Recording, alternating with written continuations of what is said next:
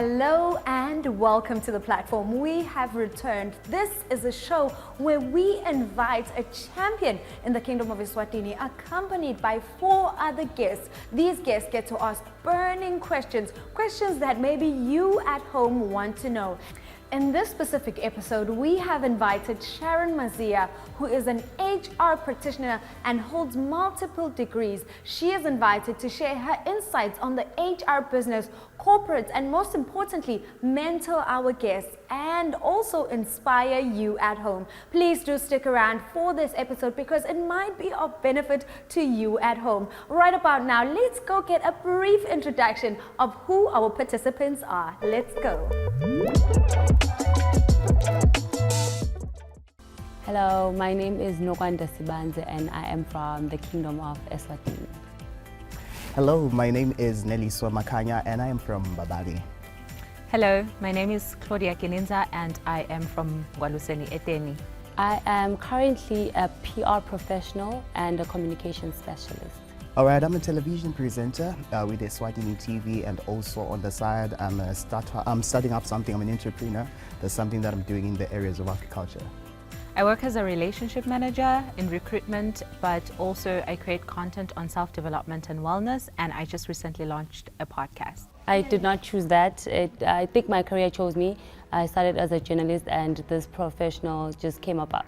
I've always loved TV, talking about the presenter side of things, and when it comes to the agriculture side of things, that's my profession. So it just mixes up together. I think being a relationship manager came to me because of my good people skills and verbal communication, and content creation on wellness and self-development because it was inspired by my own healing journey, and I just wanted to share it with the rest of the world. What sparked my interest is the joblessness that we're currently facing in the country. So I felt like that with our skills that we have, and also in the areas of business, there's much that we can do, and there's a lot of impact that we can do, not just on our families, but also in the society around us. I think having to communicate with people, I think it's one of my strongest suits, and it's really sparked my interest into taking this career path, yes. Yeah, so I create content on self-development and mental health, and also I recently launched a podcast which also speaks on self-development, wellness and mental health. I want to meet Sharon Maziya because she has done phenomenally in her field, and as a young woman I look up to her so much, and I believe that I can learn so much from her.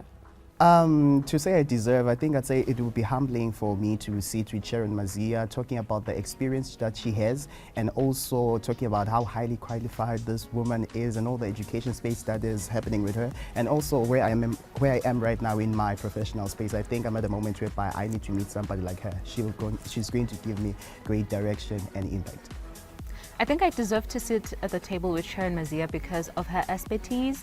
She's a veteran in what she does, and also I work in recruitment, so I think there's a lot that I could gain from her. So yeah, I'm very excited. I hope this opportunity will first open doors for me. Just the exposure alone, I believe, will do wonders for my career path, yeah. I'm looking forward to gain a lot of insight and also networking, because I believe that such initiatives are going to help us to improve ourselves and also our country. I am looking forward to getting insights from an expert that may be useful in my personal career, and also that I can be able to bring up even in my podcast, helping many more young people. What a spectacular introduction from our participants who are eager and ready to learn from our champion of the day, which is, of course, Sharon Maziya. She's joining us at this table to part knowledge with us, and most importantly, to be of insight to you at home and give you tips that you might just need in the workplace. Just to welcome you officially, Sharon, thank you so much for making time to join us here on the platform. Thank you so much for joining us.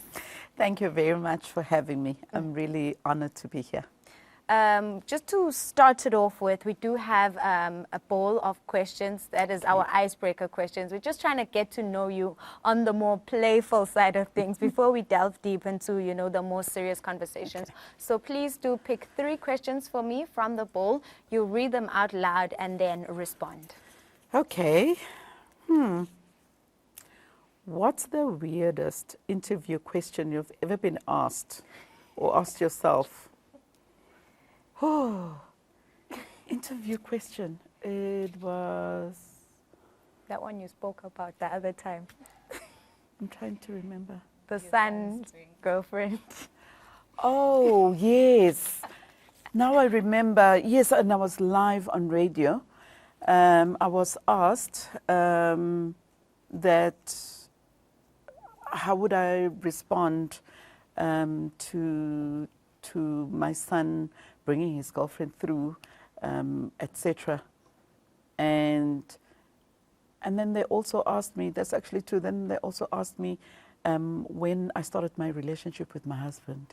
Yeah. Can you imagine? Live on TV. So yes, those two questions. Okay. Yeah. All right, so please pick another one. Okay. What's your favorite music genre and how would you rate your singing skills? My singing skills are 0, but I come from the Kwaito area. Era, yes. Okay. And our very last one. Oh, 3. another one. Yes. So, if you had to choose one food to eat for the rest of your life, what would it be and why? Ligusha. I really enjoy ligusha. I don't like veggies, but that one I can take. Okay.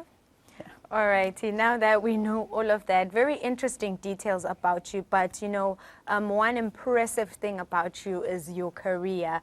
You have been in HR for more than 10 years now. Can you tell us a bit about your journey and how you got to where you are today? Thank you very much. It's actually been around 20. Oh. Yeah. So my journey started off with, not in HR, actually. I started off as a journalist and a continuity presenter at EBIS in the English Channel. And then because teaching paid more, then I moved to teaching, to teach English and history. Then I didn't enjoy dealing with children. So I then moved to corporate. Yeah. And I joined human resources in the training department because I'm also a teacher by profession. So that's how I got into HR, through training. Okay. But when you are in HR, you then learn all the different disciplines in HR. And then I continued my career path around that. Okay. Yeah. Interesting story. I had already said that, you know, we have 3 other participants with us today. So they will be asking more of the questions that they need to know because we want to get a good perspective from everyone and also ask different questions. So our viewers at home can find, you know, their voice from these participants. Starting off, we do have Claudia. What an honor to learn from a veteran today. So my question is, the skills report audit shows that there's a mismatch between available university graduates and available job opportunities. So from the HR perspective, what do you think on that situation? It's true. There is a mismatch in terms of what the institutions are producing versus what industry needs on the ground. So we come in as HR practitioners to help with the curriculum on the institution side, and we have ISHAC on the ground that is led by Dr. Loretta that's actually working on closing those gaps. They're doing a lot of good stuff on the ground, and I think you guys need to just watch that space. But it's coming together. Okay. As someone that is always looking to find better opportunities, I just like to find out, because every interview I go to is difficult, and I think the next one's going to be better, but it's never the case. Just like to find out some few steps or even like tips on how I can prepare myself better for an interview. Okay, it's simple, really. You have to do your background check.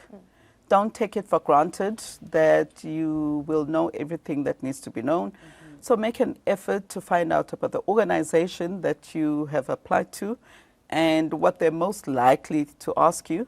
There's easy questions. When you go onto the internet and Google behavioral questions and also Google the technical questions, they'll guide you in terms of what to expect. All right. My questions are centered around career choices and also parental influence. So I'd love to understand, how does it impact young people when they are being pushed into a certain career choice? And also when it comes to career, how do they really behave when maybe, let's say, they're inspired by their passion or maybe the potential income that comes with the job? Parents, please do not push your children to do what you have dreamt of doing. Okay. Push your passion, do what you love, and then figure out a way on how you can generate revenue from what you are passionate about. Because if you don't pursue your passion, you're going to be miserable. You're going to be miserable around the people that you work with, at home, as a person. Life is short. Happiness, guys. Yeah. And, you know, with the being in the HR profession, you often receive a lot of CVs. You know, you have to look at a lot of stuff. What are some of the elements that can make a candidate stand out? You know, earlier on we were finding out that push what you're most good at to the top, you know. You can look for English and Swahili. But what are some of the elements that can make a candidate stand out in their CV? What do you guys look for? Okay, we actually look for the right fit. So for me, having been in the recruitment space for a long time, the more senior you get, we're very hard on personality interviews, personality tests, psychometrics, that kind of thing. So you can kill it. You can go for an interview and kill it. But I won't, from experience, I won't take that. I'll follow it through with a psychometric because it's going to give me the real you, so that I know that you're the right fit. Otherwise, if you just hit me with your English, then, you know, I might make a bad decision. Find that you're probably not user-friendly, you don't work well with teams, etc. But a psychometric will bring that out, and I'll know. Okay, very interesting. So for some people that know that I'm in recruitment, I receive messages on LinkedIn saying, Claudia, I've been sending out applications, but I'm not getting invited for interviews. So such young people can feel like they're not good enough or feel like there's something lacking. So what advice would you have for such young people? There's actually nothing wrong with you. Most people are qualified, actually. So you get flooded with these CVs and applications that we receive on a daily basis. What helps is for you to belong to a professional body, firstly. So if you're an engineer, belong to an engineering body. If you're an accountant, belong to chartered accountants. If you are an HR, belong to IPM. Belong to a professional, but you need to be in the right forum, first of all. And then you need to network and be in the spaces where the people who are likely to hire you hang out. So if nobody knows you, then it becomes a bit difficult, a bit dicey. And also when there's stuff happening around in the country, find out who's where, doing what, and be there, be present. Even on social media, we do not like ghosts. So you must exist. If I check you out and I can't find you anywhere, then I don't get a feel of you. So I'm a believer in being present digitally. So that I get a feel of you and I can see if you're the right fit. So when we're recruiting for a finance person, we're not looking for the same attributes as opposed to a marketing person. So, just be present, be visible. That makes sense. Speaking on young people and always looking for the better gig because we're always chasing money, I just want to know how good does it look on a CV if I'm always looking for the next job? Maybe I stay in a job for 6 months and move on 6 months. Does it look good, and how does it affect me when now I apply for a position? It depends on the context. If you are a consultant, then it's okay. Yeah. You can do 3 months, 6 months, a year, whatever gig you're given.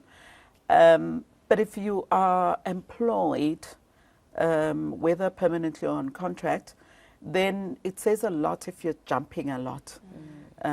You're not really settled, so you need to give me that sense of comfort that you're going to be with me for whatever period.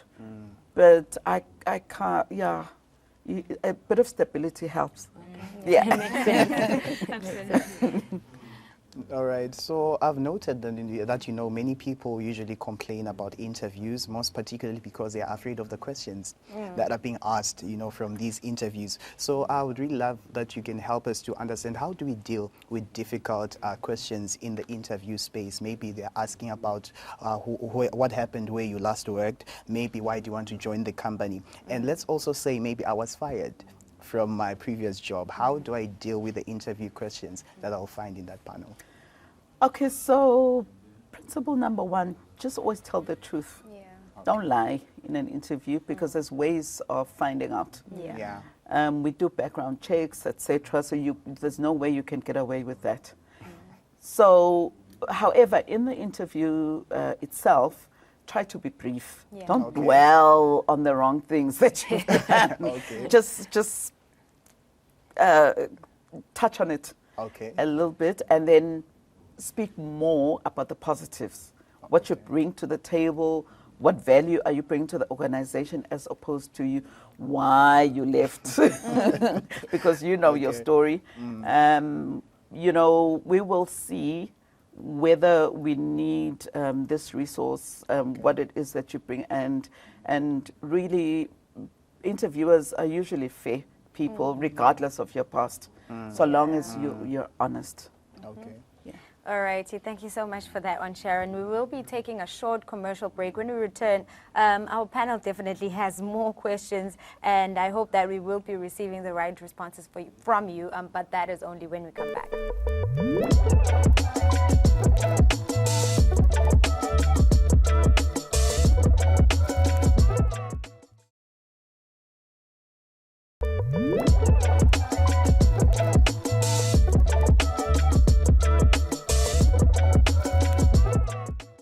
I have been awarded Best Journalist when I was a journalist, and I think one of my highlights is also being able to write speeches for very important people, including presidents. Yes.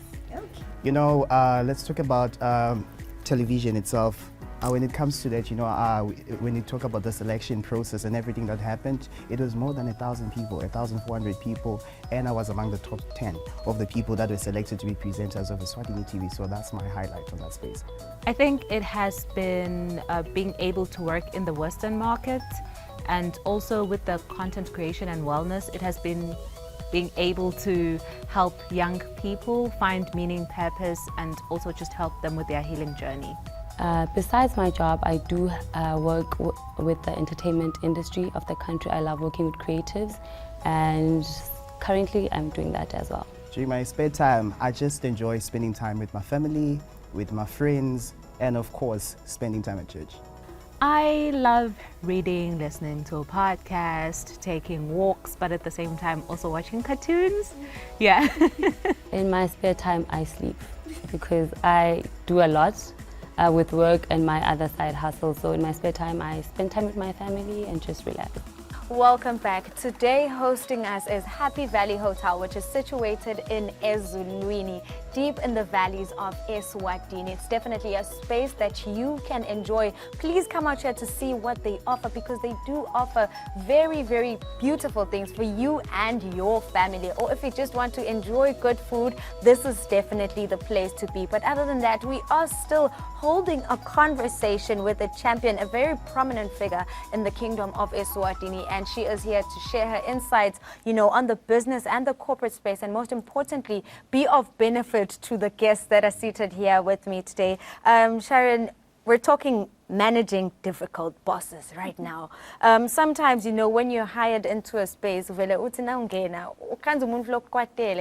you just don't understand why this person is being difficult. And sometimes it happens to the nicest of people, man. You try to have a good heart in the workspace, but it just works against your favor. As young people joining the workspace, how can we deal with these certain challenges of having, you know, difficult bosses, especially because the age gap is there. You'll find that my boss is 58, to retirement, and here I am, 26, just, you know, getting into that, trying to gain experience, but it's just not working out. I've heard that before. Study your boss. Study them, understand their weaknesses and strengths, what are they good at, and make sure that you zone into that and maximize it. So people don't do that homework behind the scenes. And then do extra. They ask you to do ABC, you give them EFG. That's the best way. That's how you kill it. And then eventually they crumble. And that's how you manage it. So if you feel you're having a difficult time, it's just a period until you do what I've advised you to do, you'll see the difference. But can I just add on a bit on that one? As an HR practitioner, I think in the new curriculum for HR, I heard that there's a section where you're taught to handle millenniums. Can I make an example? Yes. Why don't we receive a type of training to be able to handle each other? Because it's not about the boss. It's also about me as an employee, a young employee. It's not only, why doesn't my boss learn me? They do, actually. It's not about millennials. It's the different generational gaps in the organization. So what we're finding is that you have a baby boomer that is your boss, and you are a millennial, and then there's us in the middle who are Gen Xers, and then we need to try and make it work for everybody, because our role is to ensure that there's always a harmonious environment and everybody's happy in the workplace. So it's very difficult for the guys in between to manage these people at the site. So it's everybody's role to ensure that there's harmony in the workplace. It's not a one-way approach, and it's easier said than done, because, for instance, a baby boomer comes from an era where they use the headmaster approach, and the 8 o'clock starting time is 8. A millennial will say, listen, just tell me what it is that you need from me and I'll deliver. So whether I'm here 8, why do you need to see me? You know, so we are in the middle. We've got to manage that. Okay. All right. That's deep. Very deep. So I was listening to an audiobook, and it was talking about how partly to achieve fulfillment in our roles, we have to become good at what we do. So my question is, for young people looking to advance their careers, how important is education and skill development, and what can they do to ensure that they're continuously improving? So while education is good, I lean more towards skill, because we are in a digital era now, and there's AI. So really, there's answers for everything. So skills is the better way to go. I can learn any skill. Because now we are in the AI era. We're constantly evolving. So now I'm focusing on HR in AI, you know. But because of the change that happens, anything you've learned in the past year has evolved already. It's old. So imagine if you enroll for a degree for 4 years. Guys, I mean, it's a no. It's a no-brainer. So it's a good to have, but I'm not big on that. But rather harness your skills. We need your skills on how best you can do the best production. And that's the person we go for. All right. That's very interesting. I'm just going to take it just a step back, and what Tabilo was saying about learning your boss. How important is it, now that I've learned my boss, to then align myself with his goals or his vision compared to the company's vision and the company's vision and goals? So it's not about him or her. It's about the organization. That's why we're all here. Yeah. The organization, where are we going, what's the plan, what's the strategy, etc. And then you learn how to manage the dynamics around that, including your boss, to achieve what we aim to achieve as an organization. So don't keep your eye on the ball, the organization. That's why we're all here. But then you learn how to work with each other. We have something that we do in the workplace where everybody's color-coded. So you guys sitting around here, you're either a blue or a yellow or a green and a red. So there's ways of finding out which one you are. And when you understand each other in terms of your own personalities, then you're able to work better with each other. So if you're blue, for instance, you're very analytical and you're a number cruncher, etc. If you have a blue talking to a yellow is you know those fun people in the organization who organize the Christmas party and knows everybody's birthday, etc. You're gonna clash with the blue. You're gonna clash because you're just a happy soul, and they're very serious. They analyze everything. You want a staff party? Where's the money coming from? Those kind of things. So you've got to know. You cannot slide that over that. You've got to be intentional about creating harmony in the workplace, and most organizations don't invest in that. You know, as you're talking about blues and yellows, I'm really trying to see where I'm fitting in all this. So now, talking about the blues and the yellows, I think it takes us into networking. So I would really like to understand the role that networking and connections play, when it comes to career development and things. How do we distinguish between relying on the networking or rather just the personal connections that we have in the workspace? And also as a young person, how can I leverage on those networks that I've now made? Yes, I'm a blue, but I've met a yellow. How do I leverage on that so that it improves my career? So networking is very, very important. You've got to network. It just places you in the right forums that will probably enhance your career pathing. Okay. And secondly, you're able to grow, probably get a mentor and a coach around the area that you're interested in. So we don't take mentoring lightly.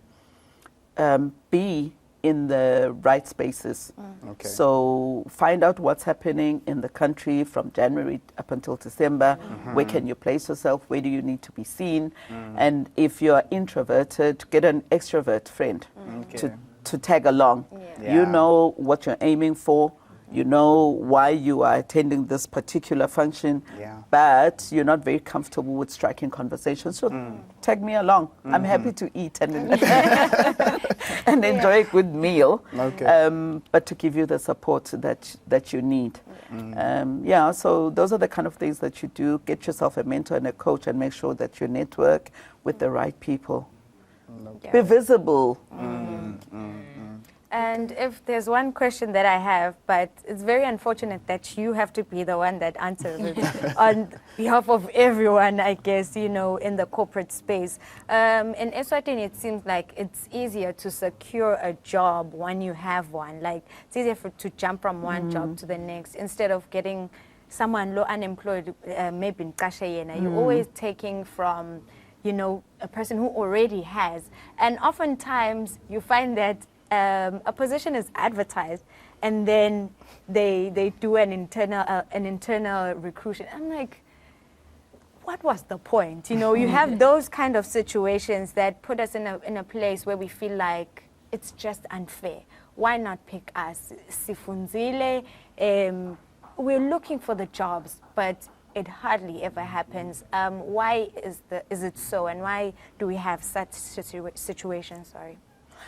Okay, so I am an advocate for recruiting internally. If there are people who can do the job, good people, it's always a motivator for the people that work hard and really deliver, etc. And then it really is, it's not a nice thing to then go outside when there are capable people internally. So that's why we always advertise internally first to give you the first option. If that fails, then you can go outside and pick from there. Once we've gone external, you have to ensure that you stand out. What is it that is in your CV that's going to make you stand out? Everybody's got the same qualification as you. So be mindful of that. What is that uniqueness that you bring to the table that's going to put you at an advantage? Okay. Yeah. All right. Okay. Yeah.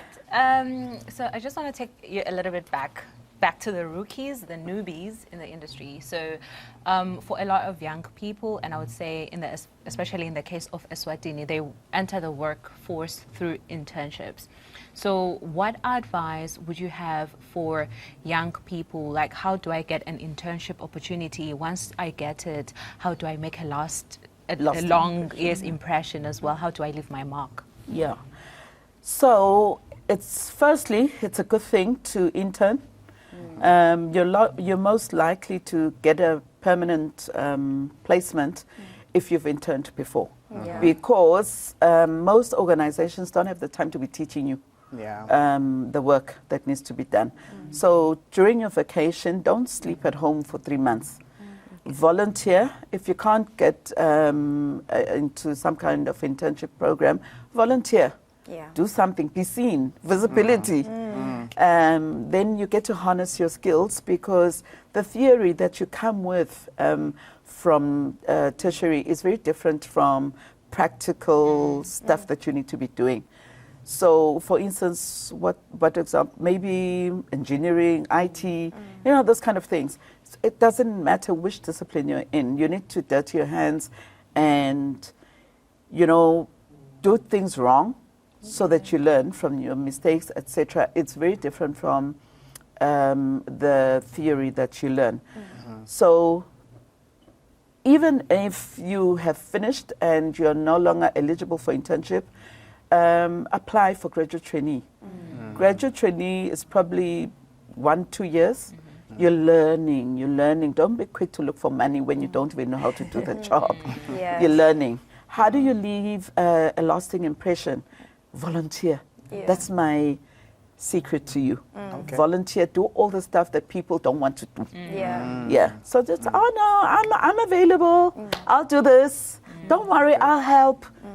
There's a reason. You know where you're heading. You know what you want to achieve, and so you must have a strategy. How are you going to do that? Volunteer. So the best way of learning. And I speak from experience. Before I was a general manager, I did the job for 2 years because there was no money to pay for general managers. So I said, no, don't worry. I'm good with that. And I learned. So by the time they advertised the position, who else was there to be hired? I already knew the job. So don't think money, think learning. All right. First. I definitely think the word for today is visibility and volunteering. We will be taking a short commercial break. When we return, we're obviously getting more out of Sharon, and we hope that you're enjoying this one at home. We will be back.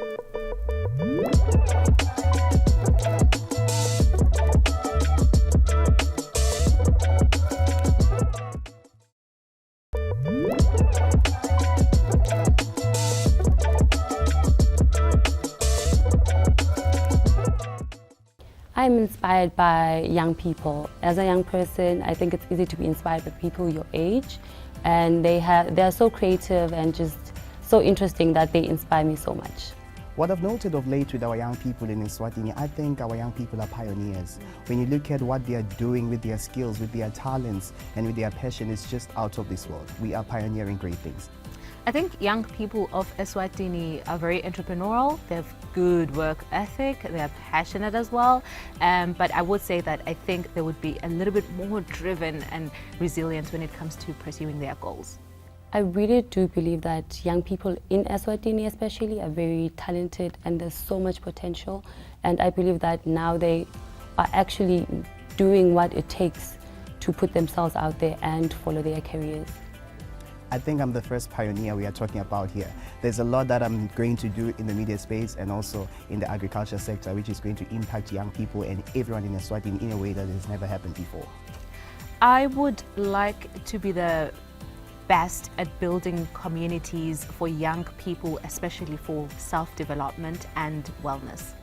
I hope and I want to become one of the best PR gurus in the country and your go-to communications person in the near future. Yes. We have returned, and we're still discussing pertinent topics here on this table, and obviously receiving all the insight that we need. Our breakfast champion for today is Sharon Maziya. Now we're getting into the idea of recruitment agencies. Seba wipe out any department in the organizations because it means that you don't necessarily need as many HR people as before. Can you talk about why companies work with recruitment agencies now when hiring, and what crucial role do you think they play in the recruitment process for the companies? My opinion is that at strategic level, where are you placing human capital? For any organization that does not have HC sitting at the top of the table, there's going to be a problem. Yeah. It's going to be a serious problem because you're not working with robots. You're working with human beings, and they need to set the tone from the top. So you don't need to worry about mundane things. You can outsource that. It's easy to get a recruitment organization or whatever, even payroll, doesn't matter what it is. In the organization, outsource conflict management, chairing of whatever. But the tone must be set at the top, at strategic level, so that there's alignment. Yeah. And if you do it that way, then you end up having a leadership that is people-centric. An organization that is not people-centric, it's like walking into an ICU. And nobody ever says it. Yeah. So I'm the only one allowed to say it today. But it's the reality. Understand that you're not dealing with robots, you're dealing with human beings, and this is how you treat people. Yeah. And they will give you 120% of what you're looking for if you understand that component. And that has to be driven at strategic level. I don't agree that at MD or CEO level, you need somebody who is the technical person, to drive anybody can drive performance, regardless of your discipline, at that level. Yeah. So if you're not in touch with people and don't have those people skills, everything else you can outsource if you want to, but understand that you must bring harmony, and once everyone's okay, then they'll be able to push productivity. Yeah. Productivity doesn't happen on its own. People might need to be in the right frame of mind, mental health. So those soft little issues that nobody pays attention to are actually big. Yeah. I think the highest honor of sitting at this table today is actually, getting to hear from somebody who's seasoned, in the professional space. I mean, earlier you said 20 years of experience. Yes. I mean, that's really amazing. So I'd really love to know, what advices can you give to young people, young professionals that are trying to navigate in the workplace? That's my first question. Actually, I have two. And then also the other one would be to look at what policies and initiatives can be put in place to create sustainable opportunities for the young people that are out there. Firstly, get yourself a mentor and a coach so that you know how to navigate your way around, and not only in the workplace, socially as well, it counts. And also where you're going, where you're heading to. It gives you direction. Yeah. So, but it depends on at what stage in your life you're at. What I needed support at a younger age, it's not what I need now. Yeah. So when I moved from private sector to public, I needed a mentor. I changed my mentors. I needed a mentor who's going to help me understand the public sector. Okay. So you assess yourself, where are you at that point in time, what assistance you need, and also when you pick a coach and a mentor, make sure that you contract. Okay. It's an investment for you. Okay. People want change, they want direction, but they don't want to invest in it. And then they expect magic. Yeah. You invest Okay. in that kind of thing, and then you contract for a period. This is how long it's going to so that's how it works. Okay. Yeah, and then you push. Yeah. Important to push, eh? All right. So throughout our conversation, amazing conversation today, you touched on a couple of words like AI, like social media. Yeah. And speaking of social media, before this session, I did look you up on LinkedIn as well. You have an amazing LinkedIn. So my question is, it's into two parts actually. Regarding social media, do you think Eswatini is moving towards a time whereby it'll play a crucial role when hiring, including like the number of connections, does the person engage, how well is their LinkedIn structured, and also about AI from the HR perspective, do you see it affecting future hiring trends as well? It already is, actually, so it's not that it's coming, already is. So for instance, the guys in marketing, one of the insights that they look at is how many, are you an influencer? How many people are following you, etc., to make their own decisions. So for you to pick me here is because I am in the space that I'm talking about. How else are you going to know that? So it's already in motion. It's what's happening on the ground. If you follow the posts that I make, then you make a decision that, you know, we can actually use Sharon for this, judging from what you have seen when you investigated on social media. So, you know, surprisingly, most of the stuff, yes, I get involved a lot in terms of imparting knowledge on human capital, etc. But the most invitations that I get are actually not HR. They inspirational stuff.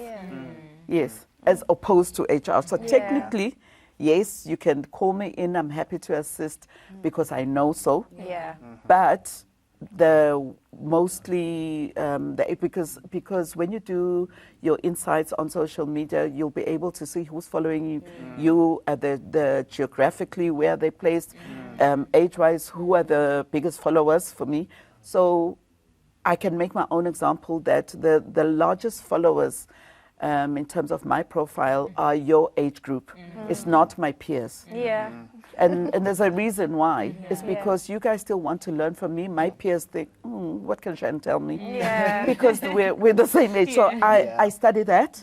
And then when I do my own planning, I plan around you for content.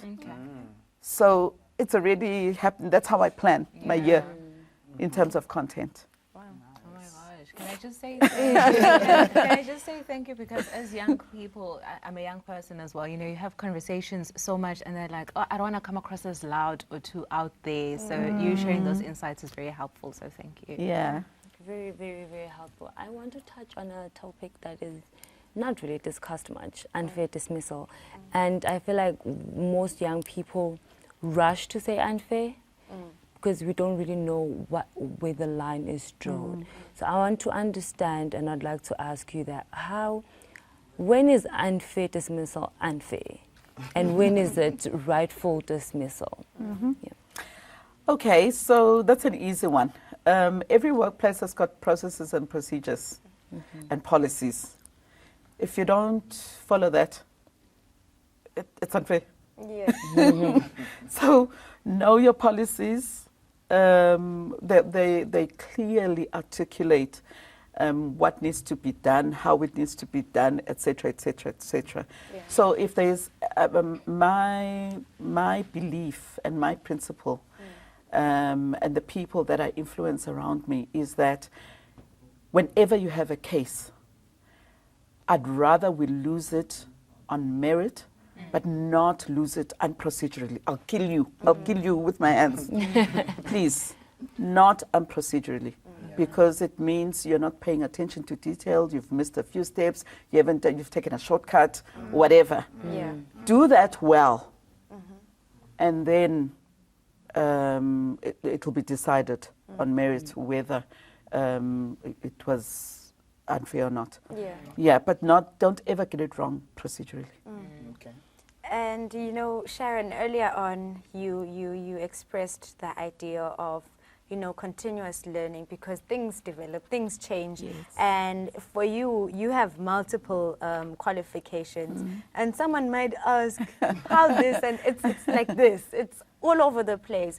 But you have come to a point where you make them work together for good. You said you're still teaching, basically, Yes. but a different set of people, because maybe the young ones were not your you know. Can you talk about multiple qualifications? Right now, maybe there's a young person who's seated at home with a teaching qualification, but maybe they can just twist it a little bit, incorporate it with something else, and, you know, have Sharon come out of it. How can we make them work together for good? So I'm a believer in continuous improvement. The only time you're going to stop doing that is when you die. Otherwise, you continue. And the world evolves, things change, there's transformation, you know, the whole time. If you're not flexible to change, then you are slowly dying a natural death, and you don't realize it. So be flexible to change and be whatever suits you at that point in time. Understand that things evolve, and you need to have that flexibility and make it work for you. And then apply whatever is applicable at that time, depending on the opportunity that is presented at that point in time. So don't be rigid, be flexible, and say, you know, this is interesting, I can learn this. In fact, even in the workplace, in the corporate space, the qualification, which was your first question when you asked me earlier on, what is being needed by the corporates on the ground is very different from what we're learning in tertiary. So, you know, in the finance sector, for instance, they don't necessarily need a BCom graduate. They want somebody with a little bit of engineering, a little bit of IT, a little bit of accounting. Where you want to get that combination? So learn. These are the skills that I was talking about. Learn those different skills, because corporate is very impatient. They want you to hit the ground running. There's no time to be teaching you for a whole year. The lingo that's used here, the acronyms here, it takes you a whole year. In any industry, it doesn't matter how brilliant you are. If I join telecoms, I need to learn telecoms first in the first year. They don't have time. They need you to deliver. I join, you know, any ICT space. You first learn the industry. So it doesn't matter what degree you're carrying, but now you need to zone in to that particular workplace that you're in. I've just recently been in the clinical space. I have 20 years, but I got into this clinical space. It was like I'm learning from scratch because I know nothing about hospitals. I don't know. So if I don't learn, then these people take you for a ride. I'm in HR, I deal with people. If I don't understand the difference between a doctor and a nurse and anesthetics, then they're going to take me for a ride. You learn. Yeah. From this, I'm understanding that reading, self-development, curiosity is very important, you know, if you want to climb the ladder. And I'm glad we're touching on a little bit of everything, the subjective things, the soft things, and the technical things.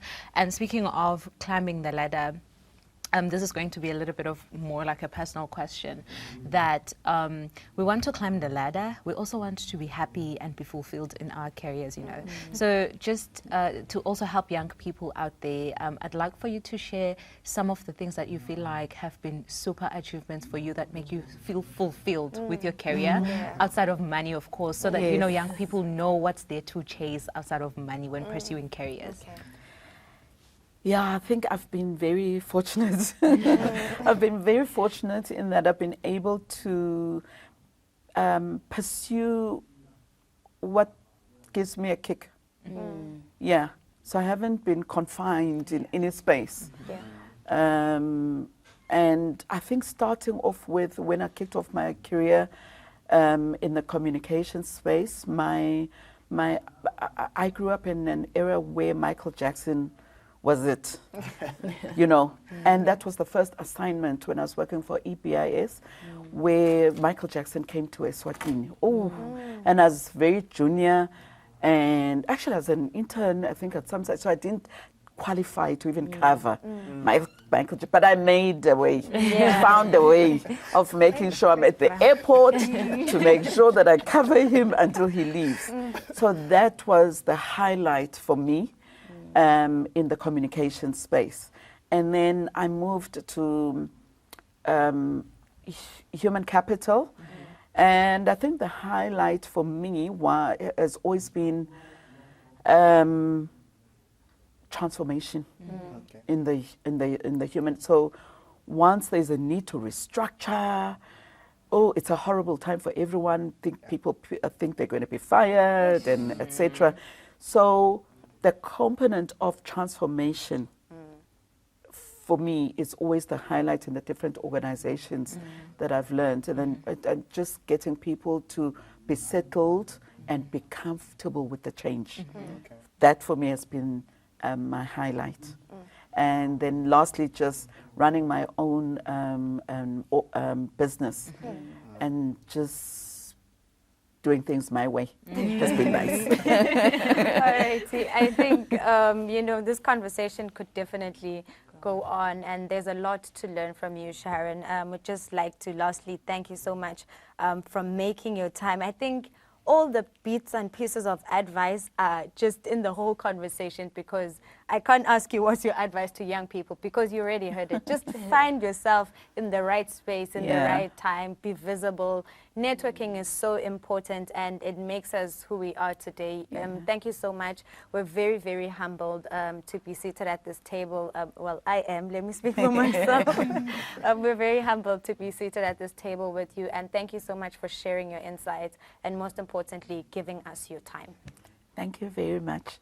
Last word from me, everyone is accessible. Don't be scared to access people that are willing to help. All right, there you heard it, Babugile Makaya. Everyone is accessible. There's a way to reach anyone in this day and age. So those are the words that we're leaving you with today. We hope that this was insightful to you and beneficial to you at home.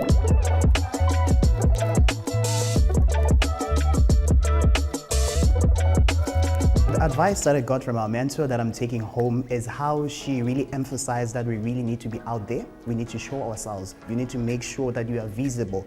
Is it your social media? You need to be visible, because employers these days are also looking into that thing. And also, if you're talking about networking and just making meaningful connections, it will not happen if you're seated in your house. You need to get out there and be visible. I'm taking that on away. Yeah, I think it's the importance of doing something that you're passionate about, as this will be so helpful as well as as you're pursuing your career, that you are happy, you achieve fulfillment, and your mental health is taken care of. So it's important to do something that you are passionate about, you care about. And also, I think one thing that also stuck with me is that I found very important is networking, as you continue to search for opportunities out there or for internship opportunities. It's important to network so much that even if you do not have the skills for networking, bring people with you that have the skills for networking. I think the platform could have a huge impact on young people. I think it is a space that is needed in the country because most people do not know what to do, but they have an idea of it. So this platform will create a space where young people are able to learn about what to do and how to do it the right way. The platform provides an excellent platform for young people to get mentorship.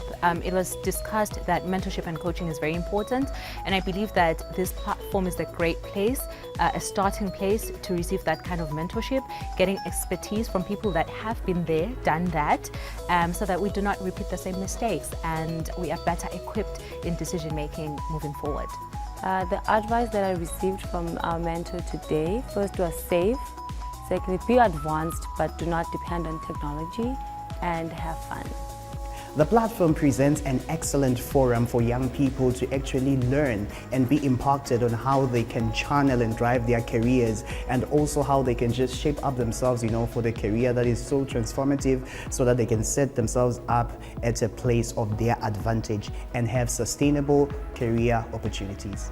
And that is how we conclude today's episode. You heard it for yourself. Volunteering is the most important thing you can do as a young person, and making sure that you are injected into the corporate space in every way possible. They also mentioned the note of networking. Network, know people, get out there if you want to be someone in our community. But that is how we wrap it up. And till next week, same time, same place, please do not miss it. It might be a great one for you when we give you the next platform.